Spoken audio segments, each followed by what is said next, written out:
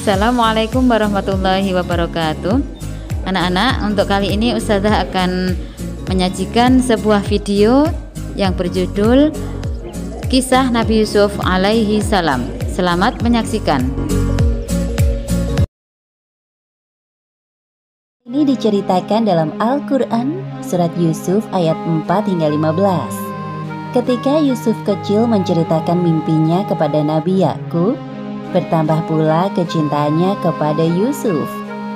Hal ini menimbulkan rasa iri dalam diri kakak-kakak Yusuf. Menurut mereka, Nabi Yakub lebih sayang kepada Yusuf dibanding mereka. Atas dasar rasa iri karena perlakuan sang ayah, kakak-kakak Yusuf yang berjumlah 10 orang berencana untuk memisahkan sang ayah dengan Yusuf. Yusuf adalah putra dari Nabi Yakub alaihi salam dari istrinya yang bernama Rahil. Dari pernikahannya dengan Rahil, lahir 2 orang anak laki-laki, yaitu Yusuf dan Bunyamin. Nabi Yakub juga memiliki anak-anak dari istri yang lain. Mereka adalah 10 orang laki-laki yang memiliki tubuh besar dan kuat. Pada suatu malam, Yusuf kecil bermimpi dalam tidurnya. Wah, ya Allah, mimpi apa aku semalam? Tampak seperti nyata. Apa aku ceritakan saja ya perihal mimpiku semalam kepada ayah? Mungkin ayah bisa menjelaskan sesuatu kepadaku terkait mimpi itu. Yusuf bergegas mencari ayahnya. Ayah, ayah. Iya anakku. Wahai ayah, ada yang ingin aku ceritakan kepadamu. Apa itu wahai Yusuf? Bicaralah dengan tenang. Jadi, semalam aku bermimpi. Mimpi itu tampak seperti sebuah isyarat. Apakah engkau bisa menafsirkan mimpi itu, wahai ayah? Memangnya apa yang engkau mimpikan semalam wahai anakku? Sesungguhnya, aku bermimpi melihat 11 buah bintang, matahari, dan bulan. Kulihat semuanya sujud kepadaku. Nabi Yakub terdiam mendengarkan cerita Yusuf dan kemudian tersenyum.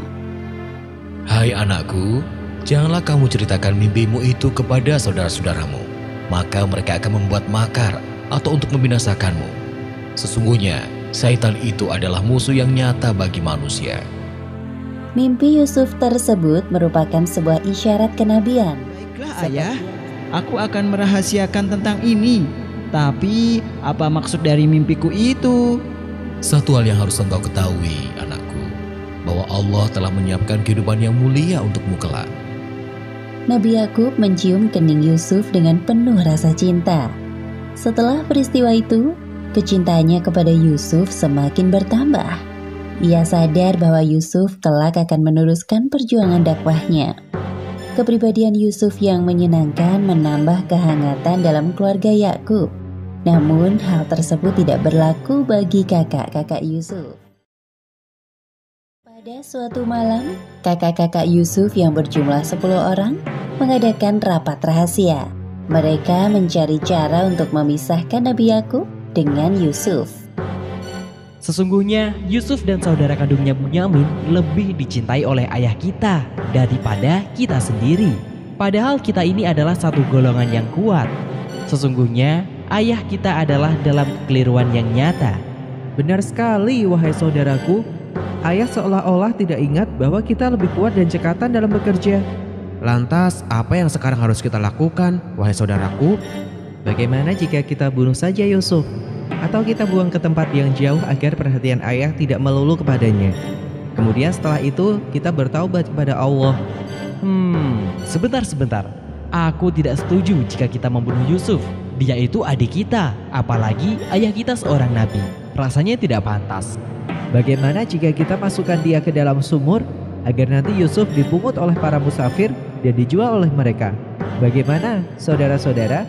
Wah, itu ide yang bagus. Ya, kami setuju usulan itu.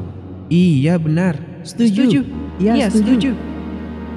Malam hari itu juga, perwakilan dari kakak-kakak Yusuf menghadap kepada Nabi Yakub. Yusuf sangat berhati mulia. Tidak ada prasangka buruk dalam hatinya. bahwasanya saudara-saudaranya telah menyiapkan rencana jahat. Perjalanan tiba-tiba berhenti. Wahai Yusuf, tahukah engkau maksud kami sebenarnya membawamu ke tempat ini? Ada apa ini? Telah lama kami menantikan hari bahagia ini. Apa maksudnya, Kak? Aku tidak tahu apa-apa. Setelah ini engkau akan tahu. Cepat, lepas bajunya. Jangan, Kak. Apa salahku? Semenjak engkau lahir, ayah mengabaikan kehadiran kami dan semua itu adalah kesalahanmu, wahai Yusuf. Cepat, ikat tangannya. Itu sama sekali tidak benar, Kak. Ayah sangat menyayangi. Belum selesai Yusuf membela dirinya, kakak-kakaknya memasukkannya ke dalam sumur. Kak, tolong. Ayah, sekali lagi maafkan kami. Kami sungguh merasa menyesal mengajak Yusuf ikut serta. Apa ini? Seperti yang disebutkan dalam Al-Quran, surat Yusuf ayat 18. Mereka datang membawa baju gamisnya yang berlumuran darah palsu. Sementara itu, keadaan Yusuf semakin mengenaskan. Meskipun begitu, Yusuf tetap sabar dan terus berdoa kepada Allah. Berkat kesabarannya, Allah menolong Yusuf dari sumur lewat perantara para musafir. Hei, lihat, di sana ada sumur. Siapa tahu ada air di dalamnya. Baiklah, kita istirahat dulu di dekat sana. Aku juga sangat kehausan dari tadi. Berat sekali. Wahai saudaraku, mengapa kalian hanya duduk tanpa membantuku sama sekali? Memangnya berat sekali mengangkat air dari sumur itu. Hah? Oh, kabar gembira. Ini seorang anak muda. Ada apa, wahai saudaraku? Mengapa engkau berisik sekali? Hei, kalian, tolong bantu aku mengeluarkan anak ini.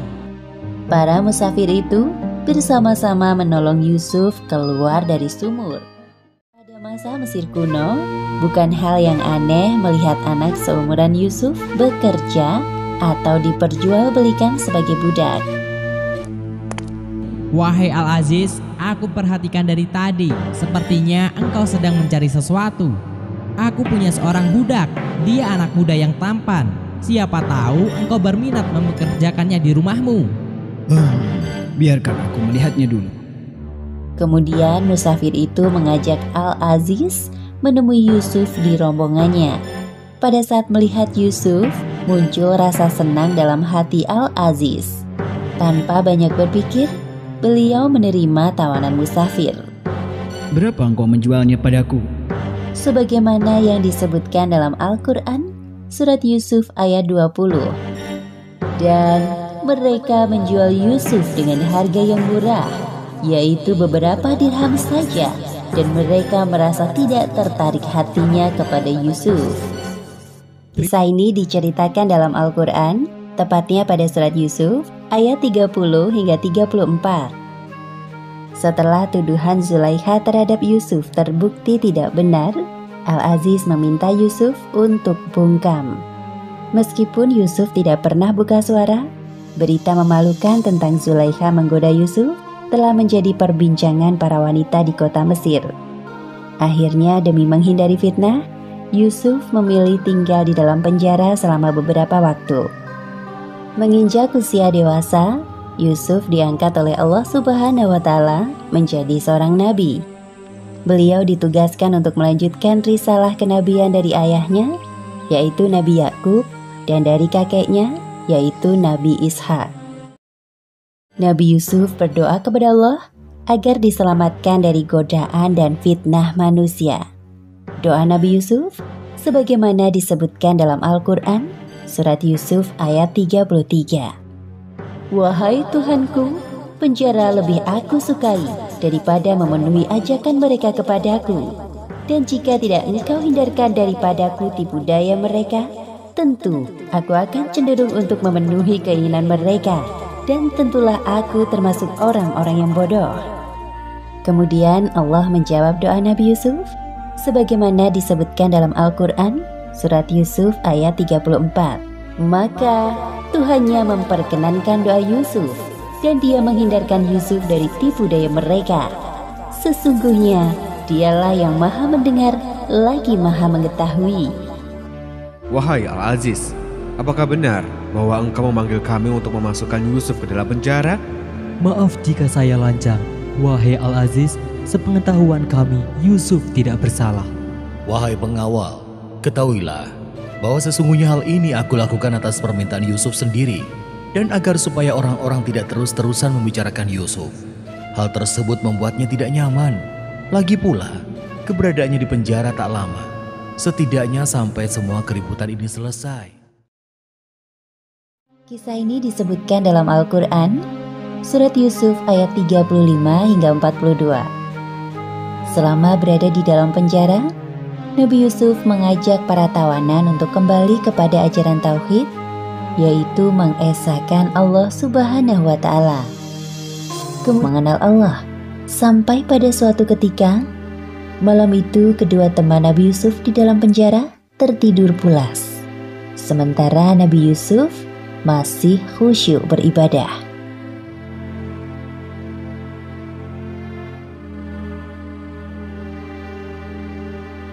Keesokan harinya, kedua pelayan raja itu terbangun sambil termenung. Mereka berdua masih terngiang-ngiang dengan mimpinya. Wahai Yusuf, maaf mengganggu waktumu sebentar. Tidak sama sekali, wahai saudaraku. Apa yang ingin kalian sampaikan kepadaku? Silahkan. Wahai Yusuf, semalam aku dan temanku ini bermimpi. Akhirnya kedua pelayan raja itu menceritakan perihal mimpinya masing-masing kepada Yusuf secara bergantian. Nabi Yusuf mendengarkan. Kisah ini disebutkan dalam Al-Quran, Surat Yusuf ayat 43 hingga 53. Dalam kisah ini diceritakan bahwa Nabi Yusuf diperintahkan oleh Raja Mesir untuk menakbirkan mimpinya. Mimpi yang dialami oleh Raja Mesir ini adalah sebuah takdir Allah Subhanahu wa Ta'ala. Melalui takbir mimpi tersebut, akhirnya Nabi Yusuf dapat keluar dari penjara dengan keadaan terhormat. Raja Mesir sedang gelisah dalam tidurnya. Beliau bermimpi tentang sesuatu yang tidak masuk akal. Oleh karena itu, sang raja berencana untuk mengadakan pertemuan dengan para penasihat kerajaan, berharap muncul solusi untuk mimpi yang mengusik pikirannya beberapa hari ini. Keesokan harinya, penasihat kerajaan datang bersama paranormal dan ahli ramal. Maaf yang mulia, kalau saya lancang mendahului, apakah engkau sedang sakit? Wajah Anda nampak pucat. Ah, tidak. Aku baik-baik saja. Hanya saja banyak yang sedang aku pikirkan. Makanya aku memanggil kalian semua ke istana. Ahli ramal yang ada di sana mencoba mengambil hati sang raja dengan menerka-nerka apa yang sedang terjadi. Apakah ini terkait mimpi, wahai raja? Ah, iya benar. Mimpi itu, aku baru saja mau mengatakannya.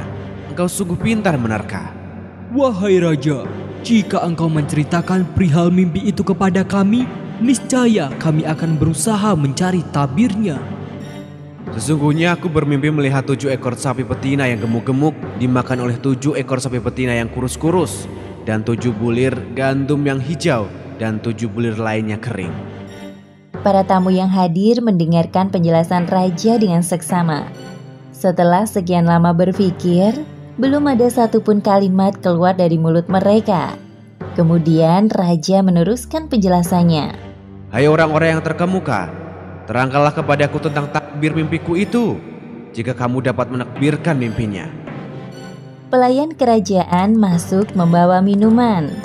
Kebetulan pelayan itu adalah teman akrab Nabi Yusuf saat berada di dalam penjara.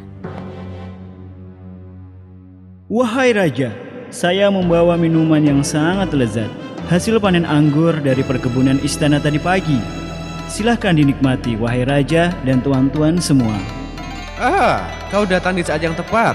Wahai pelayan, mari tamu-tamuku, dicicipi minumannya. Aku tahu kalian sedang berpikir keras tentang takbir mimpiku. Sementara para tamu menikmati minuman, si pelayan mulai teringat akan janjinya dengan Nabi Yusuf. Astagfirullahaladzim, setan apa yang melupakanku tentang Yusuf? Inilah saatnya aku membalas kebaikan Nabi Yusuf. Wahai raja, itu adalah mimpi-mimpi yang kosong. dan kami sekali-kali tidak tahu mentabirkan mimpi itu. Jadi, menurut kalian mimpiku itu hanya mengat tidur? Tapi kenapa aku merasa sangat yakin bahwa mimpiku itu adalah sebuah pertanda tentang negeri ini? Semua orang yang ada di tempat itu terdiam. Sampai akhirnya si pelayan buka suara. Wahai Raja, bolehkah saya ikut bicara dalam masalah ini? Hah? Kamu bisa menakbirkan mimpiku, wahai pelayan? Sang raja tidak menyangka bahwa pelayannya ini dapat menakbirkan mimpinya. Aku akan memberitakan kepadamu tentang orang yang pandai menakbirkan mimpi itu. Maka utuslah aku kepadanya. Kesempatan di penjara. Wahai Yusuf Nabiullah, maafkan aku baru bisa menemuimu sekarang. Ada hal penting yang ingin aku tanyakan. Ini menyangkut mimpi sang raja dan perihal kebebasan dirimu. Apa mimpi raja itu? Coba bicaralah dengan pelan dan jelas, wahai saudaraku.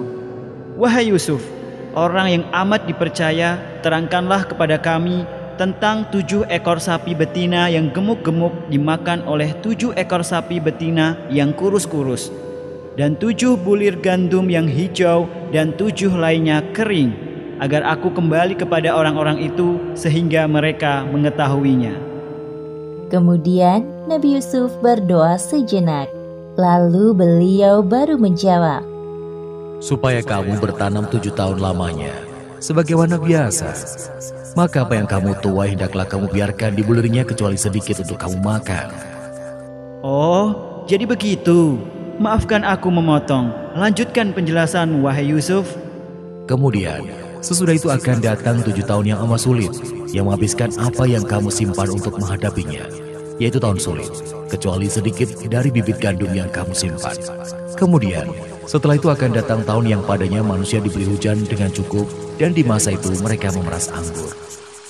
Penjelasan Nabi Yusuf terkait takbir mimpi raja tersebut terdapat dalam Al-Quran, Surat Yusuf ayat 47 hingga 49. Wah, sempurna sekali penjelasanmu. Terima kasih banyak, wahai Yusuf. Pasti setelah ini raja akan segera membebaskanmu. Wahai saudaraku, jangan lupa bahwa kesempurnaan itu hanya milik Allah. Hehehe, iya, kesempurnaan itu hanya milik Allah. Kemudian pelayan itu bergegas kembali ke istana dan menceritakan kepada raja terkait takbir mimpinya. Raja pun terlihat sangat puas mendengarkan penjelasan Nabi Yusuf yang disampaikan oleh pelayannya. Wahai pengawal, bawalah Yusuf kepadaku. Siap, laksanakan. Akhirnya sang raja membebaskan Yusuf dari penjara karena memang Nabi Yusuf terbukti tidak bersalah. Diceritakan bahwa setelah Nabi Yusuf keluar dari penjara, raja mengangkat beliau menjadi bendaharawan Mesir. Dengan kedudukannya sekarang, Nabi Yusuf akhirnya dipertemukan kembali oleh Allah Subhanahu wa Ta'ala dengan kakak-kakaknya. Namun mereka tidak mengenali adik yang pernah dicelakainya dulu. Tetapi Nabi Yusuf yang mengenali mereka. Nabi Yusuf adalah orang yang berhati besar dan lapang. Beliau memaafkan sikap kakak-kakaknya yang nyaris menghilangkan nyawanya. Pada hari ini tidak ada cercaan terhadap kamu. Mudah-mudahan Allah mengampuni kamu dan Dia adalah Maha Penyayang di antara para penyayang. Kamu benar-benar orang yang baik, adikku. Sesungguhnya Allah menyukai orang-orang yang berbuat baik. Wahai Yusuf, pasti ayah sangat senang jikalau tahu bahwa engkau masih hidup. Beliau sangat merindukanmu sampai keadaannya seperti sekarang ini. Wahai kakakku, pergilah engkau dengan membawa baju gamisku ini. Lalu letakkanlah di wajah ayahku. Nanti ia akan melihat kembali dan bawalah keluargamu semuanya kepadaku. Setelah pertemuan itu, kakak-kakak Yusuf yang berjumlah 10 orang kembali ke rumah ayahnya sambil membawa baju gamis milik Yusuf. Aku mencium bau Yusuf. Sesungguhnya, aku mencium bau Yusuf. Sekiranya kamu tidak menuduhku pikun. Kamu masih dalam kekeliruan seperti dahulu. Ketika mendengar kedatangan anak-anaknya, hati Nabi Yakub menjadi berdebar-debar. Wahai anak-anakku, kalian telah pulang. Apakah kalian datang membawa kabar gembira? Ataukah malah sebaliknya? Aku ingin mendengarnya. Apakah ini tentang Yusuf? Sabarlah dulu wahai ayah, kami baru saja sampai di rumah. Duduklah. Sesungguhnya aku mencium bau Yusuf. Bismillahirrohmanirrohim. Apa ini? Seperti yang disebutkan dalam Al-Quran, surat Yusuf ayat 96. Tatkala telah tiba pembawa kabar gembira itu, maka diletakkannya baju gamis itu ke wajah Yakub. Lalu kembalilah dia dapat melihat. Kalian? Ayah dapat melihat kami? Iya, aku dapat melihatmu dengan jelas. Alhamdulillahirrabbilalamin. Terima kasih ya Allah. Tidakkah aku katakan kepadamu bahwa aku mengetahui dari Allah apa yang kamu tidak mengetahuinya? Wahai ayah, mohonkanlah ampun bagi kami. Sesungguhnya kami adalah orang-orang yang bersalah berdosa. Aku akan memohonkan ampun bagimu kepada Tuhanku. Sesungguhnya Dialah yang Maha Pengampun lagi Maha Penyayang. Setelah kakak tertua Yusuf menceritakan kejadian yang sebenarnya kepada Nabi Yakub, berangkatlah keluarga Yakub menuju Mesir. Ayah! Yusuf anakku. Ketabahan Nabi Yakub selama ini akhirnya terbayar dengan pertemuannya kembali dengan putra kesayangannya, yaitu Yusuf. Kemudian Nabi Yusuf menaikkan orang tuanya ke atas singgasana. Kemudian mereka semuanya merebahkan diri seraya bersujud kepada Yusuf. Wahai ayahku, inilah takbir mimpiku yang dahulu itu. Sesungguhnya Tuhanku telah menjadikannya suatu kenyataan, dan sesungguhnya Tuhanku telah baik kepadaku.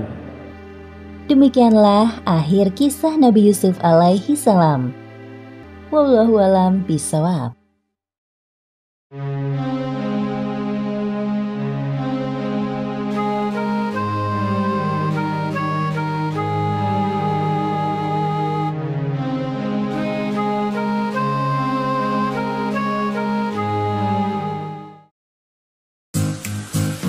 Setelah menyimak video dari Ustazah, tugas kalian adalah menjawab beberapa pertanyaan di bawah ini. 1. Pada waktu kecil, Nabi Yusuf alaihissalam bermimpi, kemudian menceritakan mimpi itu kepada ayahnya. Bagaimana mimpi Nabi Yusuf alaihissalam itu dan bagaimana keterangan dari mimpi itu? Jelaskan. 2. Karena ketampanan dan kasih sayang ayah kepada Nabi Yusuf alaihissalam membuat saudara-saudaranya iri dan dengki. Apa rencana yang dilakukan ke 10 saudaranya kepada Nabi Yusuf alaihissalam? Ceritakan dengan singkat. 3. Pada suatu malam, Raja Mesir bermimpi. Dalam mimpinya, Raja melihat 7 ekor sapi betina yang gemuk dimakan oleh 7 ekor sapi betina yang kurus. Raja juga melihat 7 tangkai gandum yang hijau dan 7 tangkai gandum yang kering. Bagaimana Nabi Yusuf alaihissalam menafsirkan mimpi Raja? Ceritakan secara singkat. Soal nomor 4. Sebutkan 3 perilaku terpuji Nabi Yusuf alaihissalam yang bisa kamu teladani dalam kehidupan sehari-hari. Coba catat jawaban kalian di buku tugas kalian. Selamat mengerjakan. Assalamualaikum warahmatullahi wabarakatuh.